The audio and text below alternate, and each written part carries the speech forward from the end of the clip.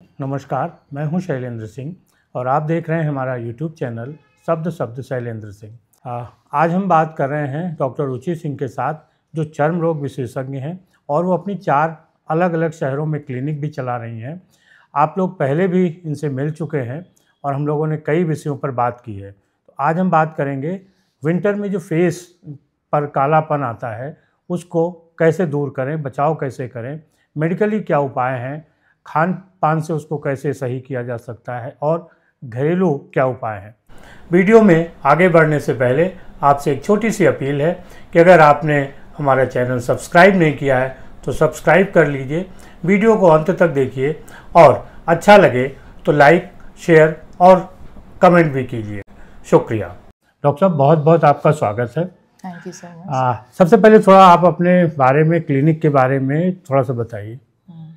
अभी तो मेरा क्लिनिक गोमती नगर में है। हाँ। इसके अलावा मेरे 3 और क्लिनिक्स हैं, 2 अमेठी में हैं, एक बहराइच में है, जहाँ मेरे विजिट्स रेगुलर लगे रहते हैं। और इस तरीके से मैं 4 क्लिनिक्स रन कर रही हूँ। अच्छा, तो अभी कब कैसे कैसे मैनेज करती हैं? कब लखनऊ में बैठती हैं, कब बहराइच, कब Amethi? Where there is will there is a way. जैसे आप जहाँ आपकी चाह वहाँ आपकी राह।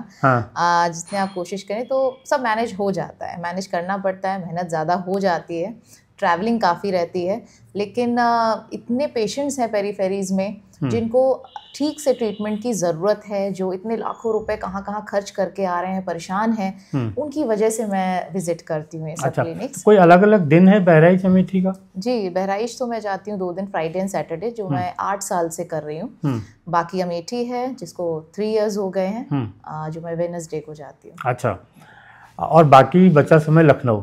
बिल्कुल बिल्कुल, अब कोशिश कर रहे हैं थोड़ा वाइंड अप करें, यहाँ भी अपनी सेवा दी जाए ज़्यादा। हाँ, तो डॉक्टर साहब, जैसे हम बात कर रहे थे कि जो विंटर्स हैं इसमें फेस पे ज़्यादा प्रभाव पड़ता है। जी जी, क्या समस्याएं आती हैं फेस पे? जी बिल्कुल, आजकल जो सबसे चैलेंजिंग जो चीज़ है विंटर्स में, जो गर्ल्स आती हैं, यंगस्टर्स आते हैं, बाकी उनका है कि blackness around the mouth and blackness all over the face. Specially around the mouth है, या आपकी फिंगर्स पे ब्लैकनेस आ जाती है, जिससे लोग इतना परेशान हो जाते हैं। उसको कवर अप करने के लिए मेकअप करते हैं, और मेकअप और फ्लेकी होकर और उनके ब्लैकनेस को बढ़ा देता है। तो इसका जो मेन कारण है वो है ठंडी हवाएं। जो विंटर्स में जो ठंडी हवाएं हैं, जो ड्राई एयर है, वो स्किन को इम्पैक्ट करती है और हमारे जो नेचुरल ऑयल्स रहते हैं स्किन पे, उसको हटा देती है। क्योंकि लोग इसके लिए बहुत अवेयर नहीं रहते हैं, प्रॉपर मॉइस्चराइज नहीं करते हैं अपनी स्किन को, और डिहाइड्रेटेड कंडीशंस रहती हैं, पानी नहीं पीते हैं विंटर्स में। जितना पानी हमें पीना है उससे कम ही पीते हैं, क्योंकि उनको ठंड लगती है, प्यास भी कम लगती है। बिल्कुल, प्यास कम लगती है, उतना वो अवेयर नहीं रहते हैं। 2-3 ग्लास पी लिया तो उनके लिए काफ़ी है। और जो सबसे इम्पॉर्टेंट इसका रीज़न होता है, ठंड की वजह से जो ब्लड वेसल्स होते हैं वो कंस्ट्रिक्ट हो जाते हैं, सिकुड़ जाते हैं। उसकी वजह से blood flow towards the surface of the face वो कम हो जाता है। जब ब्लड सर्कुलेशन कम हो जाता है तो हमारे ड्राइनेस बढ़ जाती है, ग्लो कम हो जाता है, और चेहरा और ड्राई एंड ब्लैक लगने लगता है। अच्छा, क्या उपाय हैं इससे बचने के? जी, सबसे पहले तो कीप योर सेल्फ हाइड्रेटेड। जितना पानी आपको पीना है, जो 8 to 9 ग्लासेस, इतना पीजिए। हल्का सा वार्म कर लीजिए, काउंट करके पीजिए, बॉटल रख लीजिए, फ्लास्क रख लीजिए, जिससे आप काउंट करके उतना अपना मेंटेन रखें पानी का लेवल। दूसरा, आपके मॉइस्चराइजर्स, सीजन के अकॉर्डिंग आपके मॉइस्चराइजर्स चेंज होते हैं। इसमें हमें इंटेंस मॉइस्चराइजेशन की ज़रूरत होती है विंटर्स में, तो अपने आप को वेल मॉइस्चराइज्ड रखिए। प्रॉपर सनस्क्रीन, जो हाइड्रेटिंग सनस्क्रीन्स हैं ऊपर से, वो लगाएंगे तो ये जो ठंडी हवाएं हैं, ड्राई कोल्ड एयर, ये इतना इफेक्ट नहीं करेगी आपकी स्किन को। मेडिकली इसके क्या ट्रीटमेंट हैं अगर आपके पास कोई पेशेंट आता है? जी जी, हमारे पास काफ़ी एंटीऑक्सीडेंट्स हैं जो फ्री रेडिकल्स से बचाते हैं। इसके अलावा विटामिन्स हैं जो हमें फ्री रेडिकल्स से एंड यूवी रेडिएशन से बचाते हैं, हमारी स्किन को मॉइस्ट रखते हैं। स्पेशली एसेंशियल ये ओमेगा 3 है, फैटी एसिड्स, विटामिन ई है, ये सब हमारी स्किन को हाइड्रेटेड रखते हैं। अच्छा जी, लेकिन आपके बाद जब इलाज कर देती हैं उसके बाद भी केयर करनी पड़ती है, कैसे उस केयर को करें? जी जी, बहुत अच्छा सवाल किया आपने, क्योंकि पेशेंट्स का यही एक क्वेरी रहती है कि अभी तो हम इतना स्पेंड कर रहे हैं, आप खर्चा कर रहे हैं, मेडिसिन ले रहे हैं, प्रोसीजर्स करा रहे हैं, लेकिन कल का क्या? क्या हम यही खर्चा करते रहेंगे, या हम ये सब इतना ज़्यादा मेडिसिन एंड एंटीऑक्सीडेंट्स लेते रहेंगे?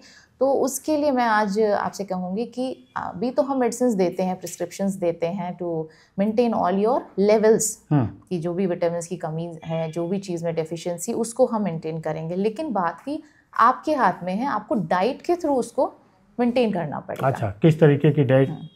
एक तो सबसे पहले है कि बहुत एग्जॉटिक एंड एक्सपेंसिव चीज़ों पे मत जाइए। अच्छा। ये मेरा मेन मैसेज रहता है जब मैं पेरीफेरीज में भी जाती हूँ, पेशेंट्स मिलते हैं तो जैसे भी पॉकेट है आपकी उस हिसाब से चलिए। बहुत ज़रूरी नहीं बहुत एक्सपेंसिव चीज़ें, आप कीवी खा रहे हैं, एवोकाडोस खा रहे हैं, भाई हम नहीं, हर कोई नहीं उसको अफोर्ड कर सकता। तो go for seasonal fruits and vegetables, जो भी सीजनल फ्रेश फ्रूट्स हैं, वेजिटेबल्स हैं, उस पे जाइए, उसको प्रॉपर आप कंज्यूम कीजिए और उसका प्रॉपर बेनिफिट उठाइए। अच्छा, कुछ घरेलू उपाय भी हैं?